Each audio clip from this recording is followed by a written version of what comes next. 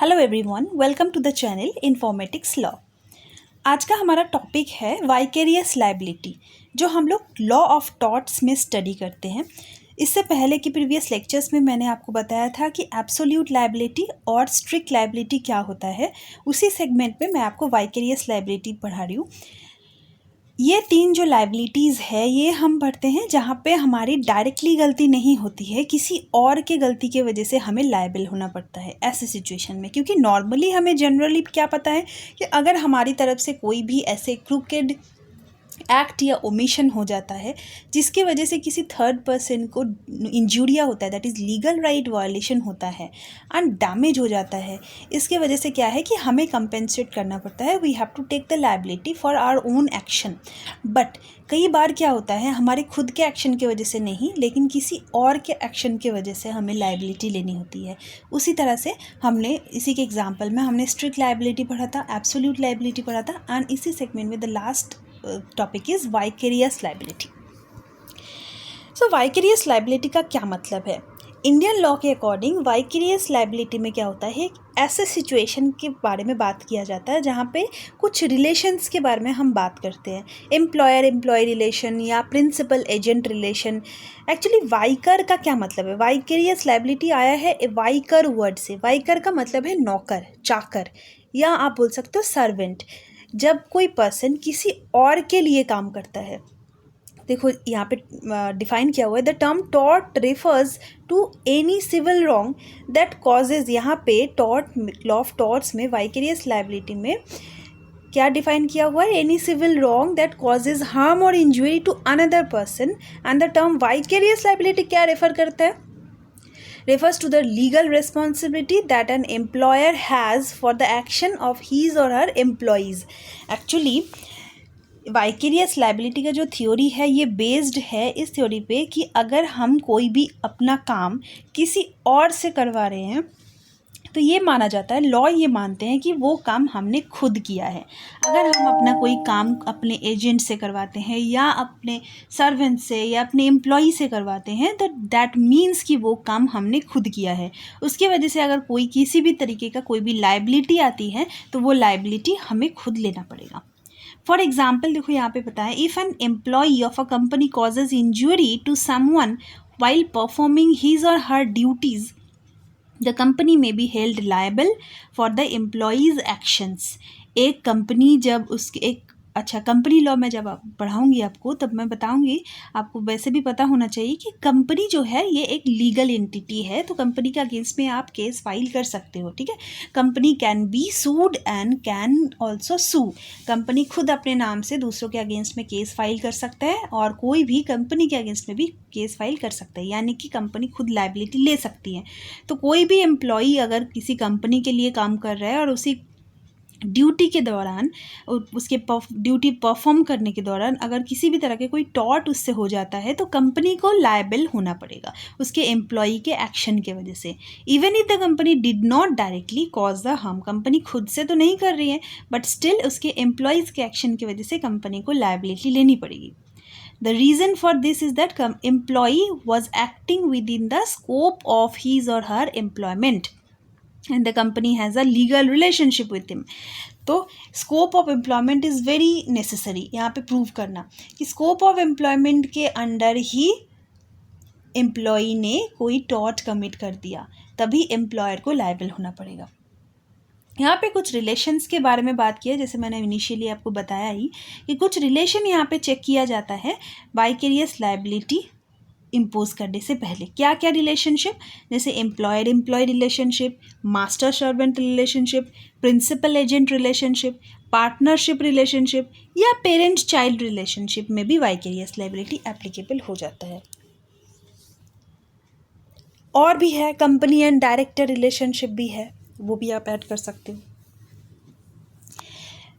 लेकिन यहाँ पे देखिए एक एक्सेप्शन के बारे में बात कर रहे हैं कि इंडिपेंडेंट कॉन्ट्रैक्टर रिलेशनशिप तो हमने नहीं बोला। In general employer is not held vicariously liable for the tortious action committed by N independent contractor. Actually independent contractor जो होते हैं वो एम्प्लॉई नहीं होते हैं। लाइक अगर मान लीजिए कि हमने अपना घर बनवाने के लिए किसी कॉन्ट्रैक्टर को हायर किया हमने, अपॉइंट नहीं किया है, राइट।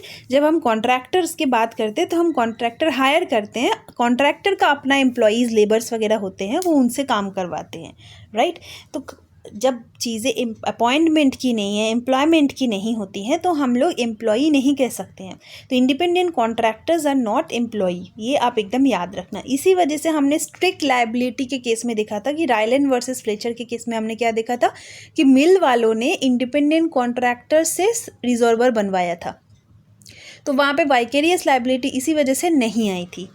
क्यों नहीं आई थी? क्योंकि वहाँ पे एम्प्लॉयज़ नहीं थे, वो लोग इंडिपेंडेंट कॉन्ट्रैक्टर्स थे जिन्होंने रिजॉल्वर बनवाया और नेग्लिजेंसी किया। So this is because an independent contractor is not an employee and is generally considered to be operating as a separate business entity. Okay, तो ये चीज़ आप ध्यान रखना कि एम्प्लॉई अलग है और इंडिपेंडेंट कॉन्ट्रैक्टर्स के रिलेशनशिप जो है ये हम लोग वाइकेरियस लायबिलिटी में इंक्लूड नहीं करते हैं। अच्छा, हमने एब्सोल्यूट लायबिलिटी में क्या देखा था कि there are no exceptions, but there are exceptions in the strict liability and as well as in the vicarious liability also. तो वाइकेरियस लायबिलिटी में पहला एक्सेप्शन क्या है? Frolic and detour. यहाँ पे ये बोल रहा है कि कोई भी एम्प्लॉई अगर outside the scope of his और हर एम्प्लॉयमेंट अगर कुछ कर रहा है, तो ऐसे सिचुएशन में हम नहीं कह सकते हैं कि एम्प्लॉयर की रिस्पॉन्सिबिलिटी है या लायबिलिटी है। इस थ्योरी को हम लोग फ्रॉलिक एंड डिटोर बोलते हैं। फॉर एग्जांपल, मान लो कि किसी कंपनी में एक एम्प्लॉई को अपॉइंट किया गया है कि किसी कंपनी के डिलीवरीज़ को करने के लिए, ठीक है। उसका काम है वो क्या गाड़ी चला के एक जगह से दूसरे जगह में सामान ले जाने का और ले आने का काम करता है। उसी दौरान अगर वो अपने पर्सनल डिटोर को भी कंटिन्यू कर रहा है, कुछ वो अपना पर्सनल इनकम भी कर लेता है कि सामान जब भर के ले जाता है, लेकिन जब वो वहाँ से वापस आता है, जहाँ पे डिलीवरी करने के बाद जब वापस आता है, वहाँ पे वो क्या करता है कि वो अपना भी कुछ डिलीवरी का सामान जो उसने अलग से बना रखा है बिजनेस, वो लेके आता है गाड़ी में और कहीं और डिलीवरी करते हैं। उसी दौरान अगर अपना पर्सनल काम करते दौरान अगर उससे कुछ भी टॉर्टिस एक्टिविटी हो जाता है, तो in that case employer will not be vicarious liable, vicariously liable नहीं होंगे एम्प्लॉयर। तो इस थ्योरी को बोला जाता है frolic and detour exception. Nextly, अगर कोई भी इंटेंशनल टॉर्ट अगर होता है एम्प्लॉई या एजेंट से, तो ऐसे केसेस में आपका इंटेंशनल टॉर्ट में क्या क्या एग्जांपल्स है, जैसे कि असॉल्ट कर दिया, बैटरी कर दिया। असॉल्ट बैटरी क्या है मैं सेपरेट वीडियो में आपको बताऊंगी। असॉल्ट, बैटरी, डिफॉर्मेशन, ये सारी चीज़ें अगर वो करता है जो कि इंटेंशनल टॉर्ट्स बोला जाता है, ऐसे चीज़ों में क्या है कि वाइकेरियसली लायबिलिटी लेना नहीं पड़ेगा एम्प्लॉयर को। सो this is also an exception. Next, independent contractor के बारे में ऑलरेडी हमने प्रीवियसली डिस्कस कर लिया कि independent contractors are not employee और दे आर नॉट सर्वेंट। तो इसी वजह से एम्प्लॉयर के कोई रिस्पॉन्सिबिलिटी नहीं होते हैं, इनफैक्ट वो एम्प्लॉयर ही नहीं होते हैं, तो दैट्स वाई कोई वाइकेरियस रिस्पॉन्सिबिलिटी या लायबिलिटी नहीं लेना पड़ेगा।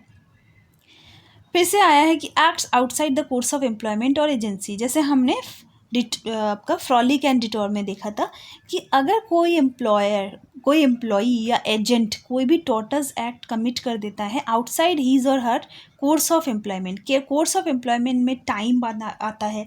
जैसे मान लीजिए फॉर एग्जांपल, अगर मेरा जॉब 9 to 5 है, 9 to 5 के बाद मैं घर आने के बाद अगर कुछ outside my course of employment अगर मुझसे कोई टॉर्टियस एक्टिविटी हो जाता है, टॉर्टियस लायबिलिटी अगर मुझ पर आता है, तो वो मेरे एम्प्लॉयर पे ऑब्वियसली नहीं जाएगा, ठीक है। So if an employee gets into fight with a stranger, अगर किसी स्ट्रेंजर पर्सन के साथ अगर कोई फाइट में इंडल्ज हो जाता है, कोई असॉल्ट बैटरी का केस बन जाता है या एनी टाइप ऑफ टॉर्टस लायबिलिटी आती है, लंच ब्रेक में ये चीज़ हो जाता है या बाहर कंपनी के बाहर होता है, तो वो अपने पर्सनल लाइफ में कोई भी टॉर्टस एक्टिविटी करेंगे तो क्या एम्प्लॉयर उसके लिए लायबल हो जाएंगे? नहीं। तो this is also an exception to the vicarious liability. Next क्या बोला है यहाँ पे? Act of a borrowed servant. यहाँ पे क्या बोला है? When an employee is borrowed और loan to another employer, the borrowing employer may be held liable for the tortious acts committed by the employee. देखिए, कई बार क्या होता है ना कि कंपनीज या फिर एम्प्लॉयर्स उनके एम्प्लॉयज़ को, किसी और के एम्प्लॉयज़ को बोरो करते हैं कुछ टाइम पीरियड के लिए। फॉर एग्जांपल, आप मान के चलिए कोई एम्प्लॉयर मिस्टर ए है, उनके अंडर मान लीजिए 6-7 एम्प्लॉयज़ है, और ए एम्प्लॉयर के कोई दोस्त है, कोई फ्रेंड है बी, उनको for the time mean for 1 week और फॉर 1 मंथ कुछ मतलब टेम्प्रेरी बेसिस पे कुछ एम्प्लॉयज़ चाहिए, और एम्प्लॉयर ए से वो मतलब बोरो करते हैं कि तुम्हारे एम्प्लॉयज़ मुझे अगर 1 महीने के लिए या 1 हफ्ते के लिए अगर मुझे दे दोगे, उतने ही मतलब पेमेंट जो आप मंथली कर रहे हो, आप काम ना करवा के अगर वो मेरा काम कर देता है, इस तरह से अगर एम्प्लॉय बोरो करते हैं कोई एम्प्लॉयर, और उस पर्टिकुलर सिचुएशन में उसी कोर्स ऑफ एम्प्लॉयमेंट के दौरान अगर उस एम्प्लॉय से कोई भी टॉर्टस एक्टिविटी हो जाता है, जबकि मान लो वो मतलब बोरोइंग एम्प्लॉयर के अंडर काम करते हुए, तो उस सिचुएशन में उस मतलब उनके कंट्रोल में जब होते हैं, उस सिचुएशन में अगर उनसे कोई भी मतलब ऐसा टॉर्टस लाइबिलिटी अगर कुछ आ जाता है, तो बोरोइंग एम्प्लॉयर के पास आ सकता है। बट अगर मान लो कि जिसने बोरो के लिए दिया है, मतलब एक्चुअली जो ओरिजिनल एम्प्लॉयर है, उनके कंट्रोल में एम्प्लॉई है, और लेकिन काम वो बी एम्प्लॉयर के लिए कर रहा है, मतलब बोरोइंग एम्प्लॉयर के लिए कर रहा है, बट ओरिजिनल एम्प्लॉयर के कंट्रोल में कर रहा है। ऐसे सिचुएशन में ये भी हो सकता है कि ओरिजिनल एम्प्लॉयर का लायबिलिटी हो।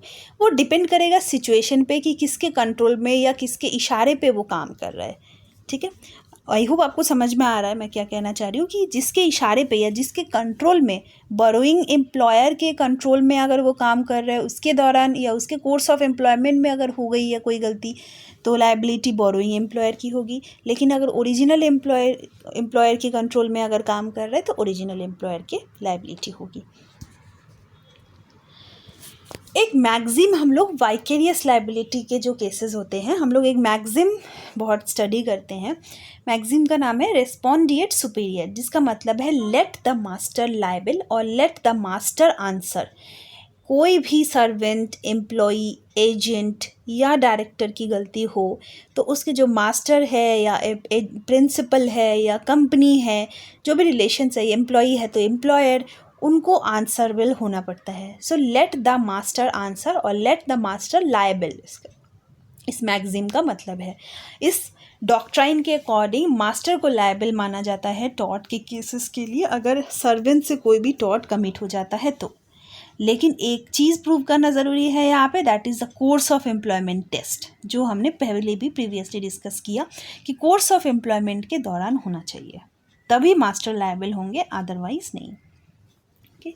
आई होप आपको समझ में आया है। टॉर्ट का ये बहुत इंपॉर्टेंट सेगमेंट है, वाइकेरियस लायबिलिटी, एलएलबी के पेपर्स में भी बहुत आता है। सो अगर आपको कोई भी डाउट है, कुछ भी आपको इससे रिगार्डिंग आपको जानना है, आप प्लीज़ कमेंट सेक्शन में बताइए, कोई भी दिक्कत है तो। और थैंक यू जुड़े रहने के लिए। सब्सक्राइब कर दीजिए मेरे चैनल को फॉर नेक्स्ट अपडेट्स।